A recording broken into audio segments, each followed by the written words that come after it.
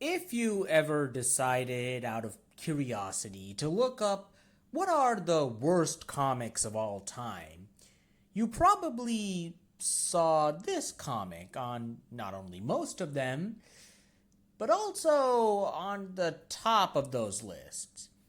Marvel is an experience, and not one I'd recommend. Taking pot shots at anything the writer, Bill Jemas, who I will get to, wanted to make fun of in the form of mean spirited jabs masquerading as parody, I cannot deny that its reputation is quite earned.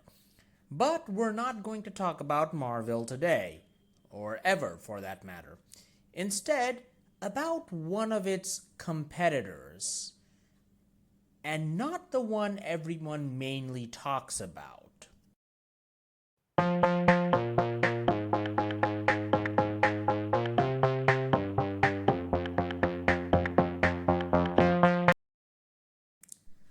The whole shebang started when, on the suggestion of a fan, then editor-in-chief at Marvel, Joe Quesada, decided to raise the price of three underperforming titles, or as he put it, in his own words, books that were doing DC numbers. The three titles were Tom DeFalco's Spider-Girl, one of the most beloved alternate universe titles featuring the daughter of Spider-Man taking on his legacy, even more so after a certain other title that Quesada shepherded. Christopher Priest's Black Panther, the title that took T'Challa from part-time Avenger to Batman with the resources of an entire nation, and Peter David's Captain Marvel. Now, David wasn't very thrilled at the price of his book getting raised. As a veteran of the industry, he knew doing so was not only punishing his existing readers, but was essentially the kiss of death to his title, as it would be unable to support itself and would end up getting cancelled. He and Quesada ended up kind of feuding publicly for a bit, but eventually they had managed to settle down. Until Bill Jemas entered the scene. While I cannot deny that Bill Jemas had a hand in getting Marvel back on its feet as a publisher, his personality left a lot to be desired. Filled with nothing but contempt for his readers, considering them basement-dwelling losers who were spending their evenings with Elektra, and no, I am not making that up, he was one of those guys who also had serious contempt for people like Peter David, feeling that his comics were too steeped in continuity and were too self-referential. So, he challenged Peter David to a contest. He would write his own comic, and Peter David would relaunch Captain Marvel alongside it. Jemas was so high on his own success as a publisher that he probably couldn't fathom failing. Which of course he did. He failed hard. The reason why David won are numerous, if you want to list them out. His series already had a fan base. He was an actual comic book writer. People probably bought his series out of spite just to rub it in Jemas's face. But that's two series, right? Captain Marvel won and Marvel lost. How did this third series, Ultimate Adventures, written by Ron Zimmerman and art by Duncan Fegredo, get into this whole thing? Even more interesting, while Fegredo is known as a comic book artist with titles like Kid Eternity in his portfolio, Ron Zimmerman isn't from the world of comics. As a matter of fact, looking through his bibliography, we get a Spider-Man series called Get Kraven, and another candidate that shows up regularly on worst comics ever lists. Now, I should be very clear here.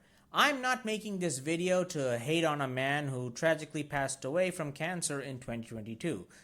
But I would like to point out that Zimmerman was a producer, not anyone even remotely involved with comics. So how does someone like that end up taking place in what's essentially a grudge match between a publisher and a writer? I was stumped until I saw who was editing Ultimate Adventures. This wasn't a writer v writer, if you want to call Gemis that, brawl. This was a writer v writer brawl, if you still want to call Gemis that.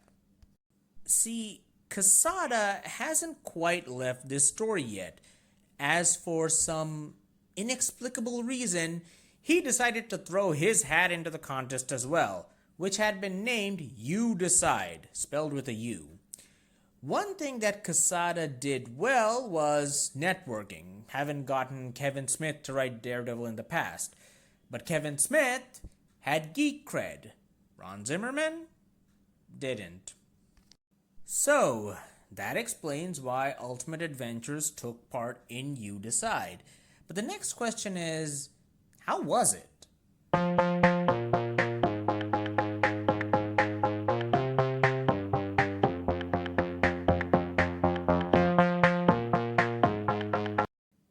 After reading the story, I have to say, it subverted my expectations by not subverting them.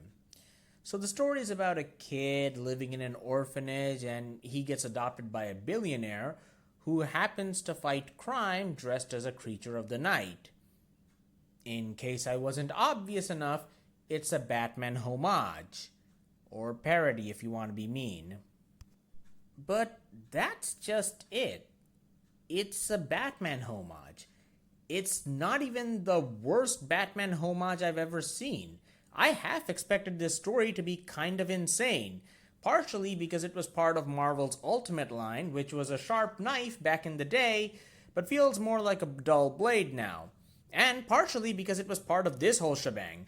I half expected the kid to be another victim in a long line of victims forced to be a sidekick to some rich guy with delusions of grandeur who kept getting kids killed. But no, the rich guy in question, Jack Danner, aka Hawkowl, is actually trying to be a decent father, but has no idea how to go about it, and his absent-mindedness doesn't help matters. I then think, okay, this guy wants to be a hero, but sucks at it. And we even get some hints at that at the beginning of the story. But no, he's fairly competent and is a pretty good fighter, as we see later on. He does end up getting captured at one point, but that's because he horribly misjudged a situation, not because he was incompetent. I'm not going in depth into this story, mainly because it isn't deep. You can probably recognize most of the Batman homages throughout the story, though my personal favorite is the Joker stand-in, who's just really a fun villain in a way that I don't remember the Joker being in a long time. However, I don't want you guys to leave off with the impression that this was some amazing hidden gem I unearthed. It's not. Oh, and this is written in 2002, so there's a wee bit of that early 2000s casual racism in there. Not only does Jack Danner have a black best friend who grew up with him and became his butler, his other friend is Asian and doesn't speak too much. And when he does it in broken English, despite having lived in America all his life. And the three boys are raised by the Asian kid's dad, who is the rich white kid's groundskeeper, and is also an Asian sage full of wisdom for the white boy. And just before someone goes off and says, it was a different time, I'm going to put this image from the comic here, where the old Asian man asks the kids to call him master. And then the black kid goes, what? And then the old man corrects himself and tells him that the black kid will call him sensei, and the white kid would call him master, as the black kid doing so would be insensitive. Need I say more? One of the big issues plaguing Ultimate Adventures was how long it took for the story to be completed. Not because of how many issues there were, only 6 in total, but because of how long it took for them to come out. The first issue dropped on September 2002 and the last on January of 2004. Not 2003, 2004. 16 months for 6 issues. Nowhere near the worst I've seen, but this probably didn't make it easier for people to remember this series existed. Another reason that nobody remembers it too well might have been because I don't think Quesada's involvement in the You Decide stuff is that well remembered. He didn't face any backlash for this. That would come later, with 2 more stories that also heavily feature on the worst comic lists of all time. Wow, that's 4 of them I've mentioned in this video. And I didn't even touch on the aftermath of Marvel that eventually led to the comic about the teenage sexcapades of Aunt May. No, once again, I am not kidding. In the midst of all this, my heart goes out to artist Duncan Fegreiro, who apparently turned down a chance to work with writer Paul Dini on a Zatanna series for this.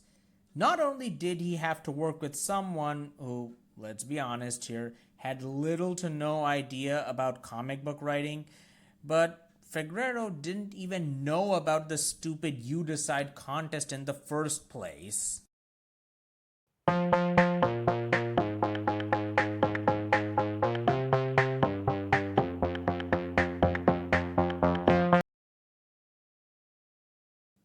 I'll reiterate, this isn't the worst comic out there. I've given like 5 examples of worse stuff out there. But what kills me is that there's something here, not fully realized, and sadly never will be. With a bit more time and polish, this could have been pretty amazing. But I guess Joe Quesada really wanted to participate in the You Decide contest.